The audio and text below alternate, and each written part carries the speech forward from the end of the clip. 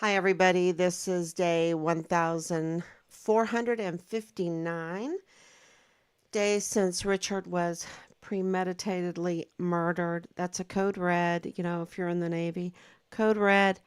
Um, and that was Little Lonnie Hart. Little Lonnie Hart called it out that Richard was a code red, cold-blooded murdered, because at Fort Bliss. And how did that happen? It's security breaches. It's the abuse of power. It is the failure of leadership. Um, they're bringing in girls during the COVID, but yet they don't want to follow the SOPs for the barracks. They want to have, the barracks flush with weapons, which is illegal. And yet, and then you have audits and you have a whistleblower that calls it all out to the IG, and then he's put under whistleblower protection, and then there's a breach in security. The security detail doesn't show up for duty, doesn't do his job. And then Richard is forcibly removed from the barracks and brutally murdered. And and then the cover up, and the cover up is so bad, right? The cover up is so bad because and why did they cover up? Why did they decide to cover up? Many different reasons, and that's all coming out. I mean, we have evidence that we've turned in, um, but also because of what was happening in the military, in the DOD, because of finding Vanessa Guillen's remains. They didn't want another Guillen situation. Um, but we know through the DES, Thomas Kane, that Richard was absolutely deceased. They knew very, very early on. He said that Richard was a good meal for the coyotes. I mean, who are these people, to talk like that? But what he's saying is Richard is deceased. And of course, we have Nidal Baim, who, they're trying to ghost him. But he, of course, confirmed that Richard was murdered, that, remains were found in Mexico. We know remains were found in different places too because Richard was dismembered. And that's why there was this confusion. He was trying to tell this cashier, about these 5 areas, and she was just confused. How can they, uh, a law-abiding person doesn't even think about, oh, this criminal activity where they dismember um, people and do all these brutal, evil deeds. So I'm going to come on here. I'm pretty hyper because I have breaking news today. And the breaking news is really about Bill Hicks, the usurper. And of course, anytime we get open records, and these open records, just corroborate the other open records that we have. And I want everyone to understand that with this 5-year mark coming up for the Walmart case, Bob Moore, who is a criminal, you have to understand, Bob Moore of El Paso Matters, of El Paso Community Foundation, is a criminal, okay? There is no doubt. I can absolutely say it in public. There's no doubt he is absolutely a criminal and up to no good.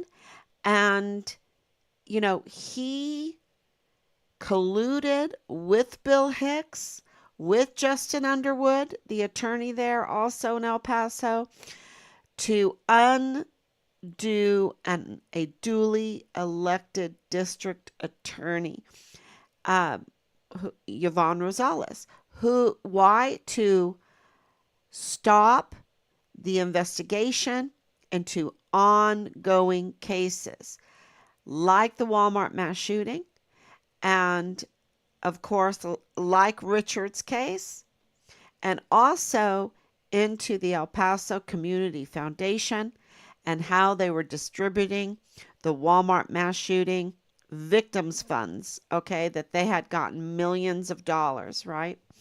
So just hang in there with me, so I can, and I know I'm very late. I know I'm very late. I'm going to have to go on earlier, but it just can't be helped because we're doing so much behind the scenes that we have to burn the midnight oil.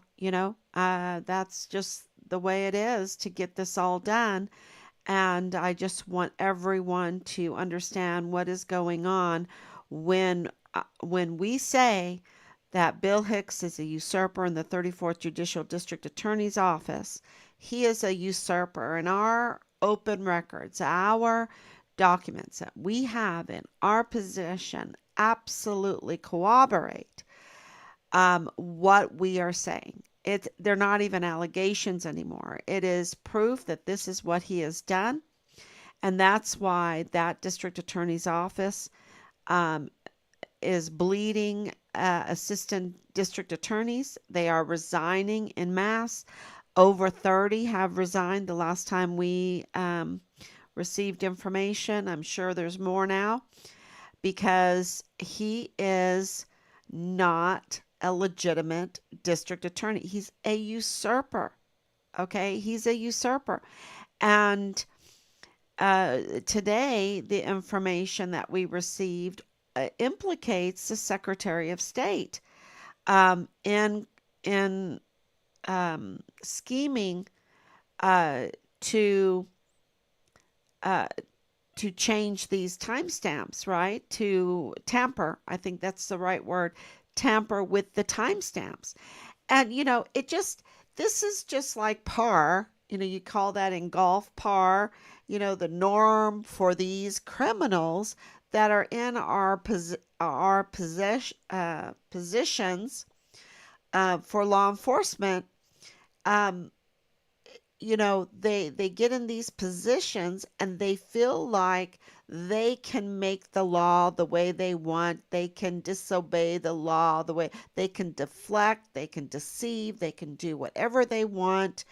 Um, you know, that the law does not apply to them. That's exactly what is going on here. That they can say, oh, yeah, I got this on this date, but let's backdate it to this date, uh, and you just can't do that. Can you imagine a society that just wants to fiddle with the laws? Like, I like a candidate goes through the whole primary and gets all these votes, and then all of a sudden, uh, the truth comes out that they're not mentally fit for the job, and so the donors just dry up the money, and then all of a sudden the supporters that say they love you, say they think you're just the best thing since sliced bread, um, drop you, force you, force you. When you're down and out, when you're down and out and sick in bed, they force you to step aside, and it's just sickening what they do for this thievery of these monies of these. It's like bribes to me. It's kind of like, um, and it's what is happening at a macro level tells you what happens at a micro level. And so what's happening in Washington is happening there in El Paso. And, Yvonne Rosales was looking to schedule the Walmart mass shooting. And they did not want that to go forward. And how do we know that they didn't want that to go forward? How do I know that? Because the records show Loretta Lynn Hewitt being told by Bill Hicks that that case was not to go forward. That was only a political case. It was not to go forward. Yet, he had been given millions of dollars, way over $3 million, even I think another $4 million. He was given millions of dollars. Where is this money? Because Loretta Lynn Hewitt, who was hired to be like this, you know, uh, I guess she was supposed to be a mannequin, a mannequin lawyer to just appease the public and the families of the victims, um, but not to move the case forward. But she wanted to move the case forward. That's her job, right? And so she was only given one paralegal. It was her and one paralegal. What happened to these millions of dollars, Bill Hicks? Where is the He needs to show that accountability. Did they save that money for now? Because look at Bob Moore put out today that Judge Madrano issued a scheduling after more than 5 years. On September 12th, there's going to be, you know, uh, Patrick Crucius is going to have to come into court, right? Um, and maybe possibly this might lead to a court date. I mean, are you kidding me? Are you kidding me? Of course, and I'm hoping that it's because of all the work that we're doing in the background that brought scrutiny on, and questions to that office, that even progressed the Walmart case to a September 12th. Patrick Crucius comes out. He's going to be 26 years old. He's been sitting there in isolation for 5 years. Uh, Still to this date, that I know of, it wasn't in that article that I read, that Judge Madrano would schedule a mental health evaluation for Patrick Crucius. Because let me tell you, there's so many similarities between this Thomas Crooks and Patrick Crucius, right? So many similarities. And, so it's like this old same playbook. And, they don't want to move that forward, because that's what Bill Hicks said. And it was so evident and it was so bad, what was going on in the DA's office with Bill Hicks, the usurper, and John Briggs, right? And John Briggs, um, who's his loyalties to? I don't know. Uh, you know, who's his loyal? It's not to the people of El Paso. I can tell you that much. It's not to the victims of the Walmart mass shooting. It's not that. No, that's very, very clear. Um, but it's because Loretta Lynn Hewitt was so disgusted, disgusted with the disgraceful uh, activities of the DA's office, that she resigned. She absolutely resigned. So, you speak the truth regarding individuals surrounding Richard's case. You have facts and evidence regarding investigations into Richard Halliday's disappearance. Something surrounding Richard's case. You speak truth about things outlandish, but the things that happened to Richard and your family are outlandish and pure evil done by the evil disciples, in my opinion. Thank you. Yeah, it's so outlandish. Can you imagine? I'm saying Bill Hicks is a usurper of the 34th Judicial District Attorney's Office. I don't talk like that. That's not. And what does that have to do with Richard's case? He's the prosecutor. He's supposed to be, and he's not the prosecutor. That's the problem. El Paso doesn't have a prosecutor right now because he's botched the prosecuting office. He's botched the 34th Judicial District Attorney's office. He's botched it. So the cases that are flowing through there are contaminated just by flowing through there, and they get botched because he's not duly elected. He's not installed properly. And it's so funny how Bob Moore, you know, in this, I don't even think it's funny. It's disgraceful. He's discredited. He's disgraceful. He is disgusting because he colluded with Bill Hicks.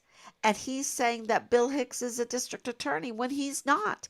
And we have the receipts. We have that they tampered with the timestamp. We have the emails that show that they did not have the documents. You see, and this is all getting out. And we've put this out. And we're going to put it out even more. It's just all these other things that are going on. Everything. Hopefully, there's ongoing.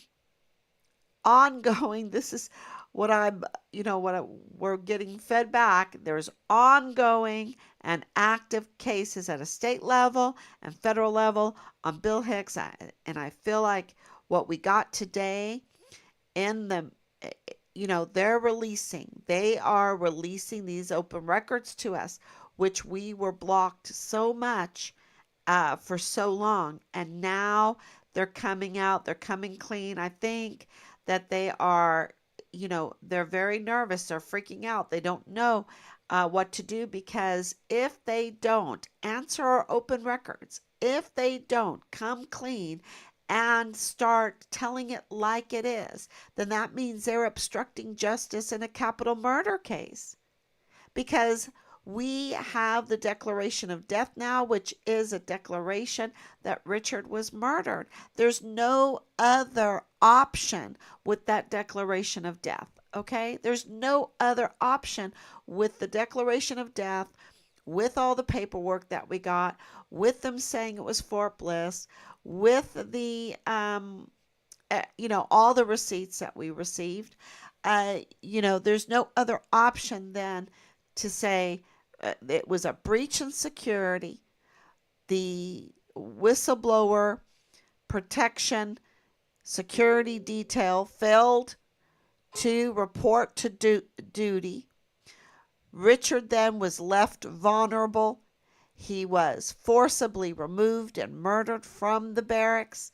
For a long time at the beginning, they were telling us other things about all of that, right? They were telling us they were spinning it. And now, 4 years, we have been unspinning it to get to the truth. And the only option is that Richard was murdered on Fort Bliss. And you see that with, this failed assassination attempt on President Trump. And you see it with the Walmart case. Right now, the Walmart case, they just hit it, right? But at the beginning, they spin it. They spin these false narratives. And you have to investigate to unspin it. Who has the time to do that all the time? And this is how they work their criminal network, right? And I don't think, I was watching Cheadle today, and, it was just deception and deflection. Deception and deflection. And it's like the same, ongoing investigation, deception and deflection, and not even prepared with a timeline, not even prepared with the numbers of security workers, Secret Service workers, not even prepared with, all what, to give answers to how they worked with each other, where was people going, not even a map to say this is where our people were or whatever. There was nothing. and she gets a 9% raise. They mentioned that, and she's $1 billion. This is $1 billion agency, right? And this is what we get. We don't even get her to come to Congress to answer questions from us, because that's what that is, answering questions from us with prepared timelines, maps, numbers. Nothing. That's what we get for our billions of dollars. It's like, really, she needs to resign. And this is what happened in Richard's case with the CID, with the FBI, with the IG. Don't forget, every time that we go to the Department of the Army Inspector General right now, you know who we're going to? Donna Martin, the provost, the member of the original response team. Donna Martin, who showed up out of uniform without an op ord to do a task force with 15 plus agencies. You know how much money that cost? You know how much that money that cost to get that meeting together? I was there. We were there. And it's fraud, waste, and abuse. Just a dog and pony show. A dog and pony show. Nothing official. Out of uniform. No op ord. Just to delay. It's deflection and deception. Deception and deflection. Right? So every time we have to go, she's actively uh, d- deflecting and deceiving the American people about what happened to one of their soldiers on Fort Bliss, who was a whistleblower, trying to stop the crime, the criminal network, the criminal activities that were there on Fort Bliss. And why? If I was in any doubt of all of this, um, think about this. These are allegations that are super serious. Why would I make this up? Why would I want to be outlandish? This is outlandish. I'm telling you it is. When the CID's involved, when the FBI is involved, when there is retaliation and intimidation against our witnesses, right? Uh, Absolutely outlandish. The connections are outlandish. Look at Jules Tuganon Chan. Look at his connections. Look at Nadal Baim and his connections. And we can go on and on. And then this whole case being connected to the Walmart case through the connections with Rosa Maria Valdez Garcia and Danae Katzen. And then they're trying to sanitize her. Because why? Because it's like shredding, putting the evidence in the shredder, because there's active and ongoing cases. And I need to publicly tell Bob Moore and Bill Hicks and Justin Underwood and others, I'll do that in private, that they cannot tamper with their phones, with their documents, they cannot get rid of and tamper with the evidence. And thank you, God, for these open records that absolutely prove that Bill Hicks is a usurper in the 34th Judicial District Attorney's Office. Okay? And we have confirmation, absolute confirmation, that the chief medical examiner is not qualified, and he's also here illegally. And so what is Veronica Escobar going to do? Are they going to tamper? Are they going to try to cover up? Look at what the Secretary of State did. They tried to tamper with the timestamps. That's so criminal. That's so criminal. Why? Because they didn't want the Governor Abbott to look bad? Governor Abbott needs to come forward. Things happen, and he needs to come forward, and he needs to have Bill Hicks arrested. Bill Hicks betrayed Governor Abbott. Governor Abbott gave him a recess appointment. It doesn't get any better than that, right? It doesn't get better than a recess appointment, because it's it's like you get your driver's license without having to take the driver's license test. You know, he did not have to go through any scrutiny by the Texas Senate to take the position of the 34th Judicial District Attorney's Office. That's what the recess appointment meant. He did not have, and let me tell you what, uh, he's he would have not done well if it would have been a, an um, an open Senate inquiry of him, because his CV is not, his past is not good. It's not good at all. What, out of all these lawyers, why would Bill Hicks be picked when he has tax problems, didn't pay his taxes, and he has these complaints against him, and he has a big laundry list of things that are wrong with him.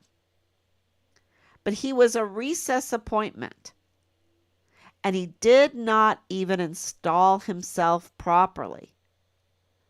Because my opinion, and this is my opinion, because we know that he was representing Purchase Funeral Homes. And, of course, his law firm, with Ortega, that whole law firm, he had to, I guess, tie up loose ends. And he did not install properly. He did not sign his statement of officer, which is the anti-bribery statement, when he should have, and turned it in when he should have. And, he went ahead and did the oath of office before he did the statement of officer, which is, illegal according to the Texas Constitution, and it makes sense. You have to sign that you didn't take a bribery to get where you were at before you can take the oath of office, right? And, and then the cover-up, the tampering is worse than not, not installing properly. The cover-up is worse. So thank you, Danielle, for saying that. This is outlandish. Everything is outlandish and crazy. And,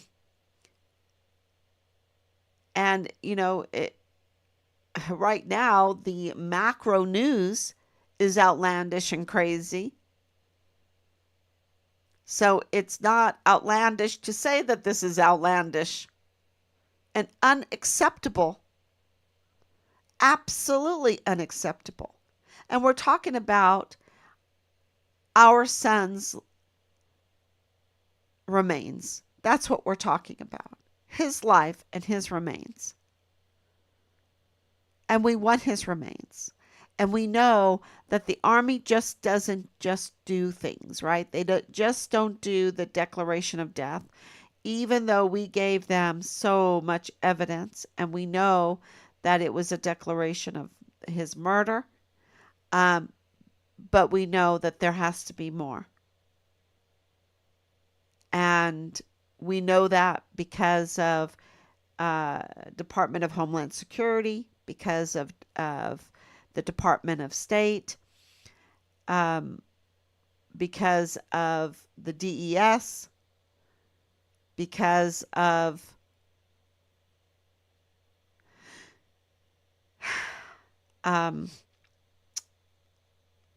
Nadal Bayim, the FBI. So Leilani Hart, um, we know that they have his remains. We know. And we will stick absolutely with that because we know that they did not want another Guillen situation. Well, I'm sorry. You don't play games.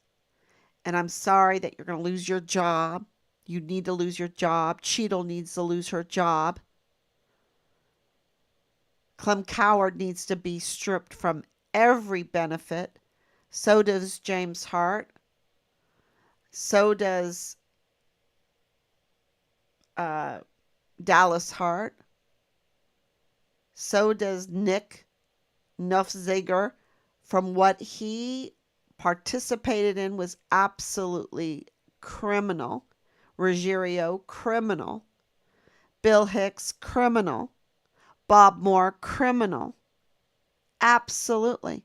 And yes, it might sound outlandish, um, but it's the truth. It's the truth. They colluded.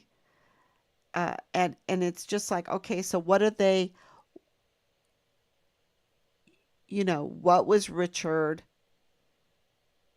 Um, yeah, they're criminal trafficking, y'all. Why would Jules Tuganon Chan align with them, with the criminals? They're covering something up. And the cover up is, I don't want to say it's as bad because what they did to Richard is so brutal. They took his life, y'all. Let me read what Danielle has to say. So, new viewers, please know Patricia speaks the truth in my opinion. Patricia and family and team find Richard Halliday have done many years of investigation that has exposed a lot of evil in all levels, in my opinion. Thank you. I thank you so much for that. Um, we're very grateful for that, Danielle. I think a lot of LLCs should be investigated. Yes, because Nadal Baim, I mean, this is how I can't even be outlandish enough. I forget, and I have to come on here all the time. Not only was Nadal Baim FBI, not only was he the father-in-law of Lieutenant Colonel Bugado in the G3 of the 32nd ADCOM, which is Richard's command. Not only was he involved in these LLCs that was, contracting to sell ammunition and equipment and everything to the El Paso Police Department and even to Fort Bliss and that. I mean, where are they getting this ammunition and stuff, And who is connected with him with these LLCs? Okay, this is a big deal, and of course, then you have this Tuganon Chan, who absolutely would work with Nadal Baim as far as cross paths, and the same thing with Bradford Bugado, the lieutenant colonel, and of course with the FBI and with the CID, they would cross paths, absolutely. So, for Jules to go over to this group, I think he just knew them. He's known them for a long time. They're his, I don't want to call them friends, but maybe they are friends. Yes. I think the LLC should be investigated for government COVID funding. Yes, absolutely. That's very smart. Yes. People made fake LLCs to fraud the government. I've seen articles regarding this. Yes. All individuals aligned with the devil disciples explains their interest in Richard's disappearance, in my opinion. Cover up for something. Yes. And there are, uh, the deception, the deflection, the con artist, where they will just lie to you about everything um, to get this money. You see it with Danae Katzen in full display. You see it with Rosa Maria Valdez Garcia. That needs to be investigated. Um, and so for them to make a bunch of LLCs and turn in that to get the COVID money, that's really clever. That's as far as, oh, see, I wouldn't think that way, right? I wouldn't think that way. But this is how these criminals, you have to think about what these criminals will do. And yeah, it's that all needs to be, well, it is being investigated. We have open and active investigations, and it's, you know, a lot of work because sometimes they require more explanation from us, extra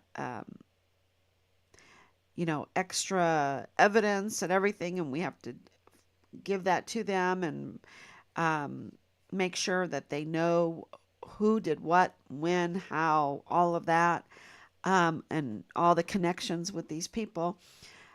So there are active and ongoing investigations, and you know, and we've been very patient to tell people, look, you do not want to be part of a capital murder case, right? You don't want to be part of this. And, Bill Hicks, I think his time is very, very, very short.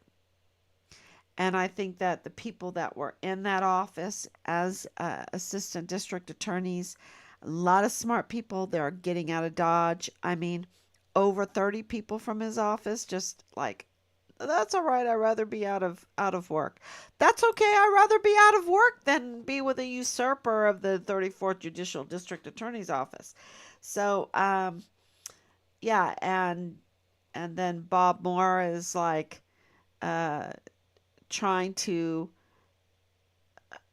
pull the wool over El Pasoans' eyes, like these betrayers of Biden, and I really think they are betrayers of Biden because you're all like, oh, he's just so wonderful, he's so perfect, he's this, he's that, he is in this, he is in this, he's just fine, he's so smart, he's good, he's whatever, and then all of a sudden it's like the donors' money dries up, and they're like, well, you need to get out, you need to get out. It's your time is over. Your time is over. They didn't like that. They didn't like that debate. You're out. You're out. And then, who knows? I think that he signed that stepping down in duress. Um, because where is he, right? Where is he? Let's just get him on the phone. Um, just so weird. Everything is outlandish, and they just then they come out and say, "Oh, he just thinks about the country before himself." And I'm like, these people are so fake, just like Bob Moore. They are disgraceful, they are discredited, and they are disgusting. And they have just betrayed the, they just, I guess they expose themselves to the American people. And Bob Moore absolutely has done this by, talking about Bill Hicks. It's like, no, no, no. You know, we know, because we know that Bill Hicks is a usurper of the 34th Judicial District Attorney's Office and that he cannot seek the death penalty. I mean, I guess he can seek the death penalty of Patrick Crusius, um, but that's a totally botched case. He's already botched it.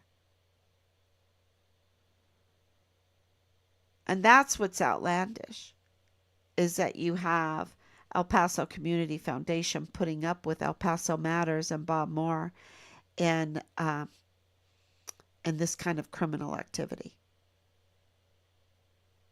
Because you're talking about millions of dollars from the taxpayers through Governor Abbott and all of the donations. from people around the world that care about El Paso and El Pasoans. Fraud, waste, and abuse. And I think that's very bad for the name of El Paso. Um, and it's not El Paso's fault, it's these criminals. All individuals aligning with, yes, thank you so much, Danielle. Thank you for all that. So that is the real big news for today. And there, is a lot of connections that we are making behind the scenes um, that you'll be learning about soon. And it's, these LLCs, of course, and Jules Toganan Chan um, and Nadal Baim. Those are really, really obvious. Obvious. So thank you so much. God bless you. And I will be back tomorrow, God willing. Bye bye. Please share.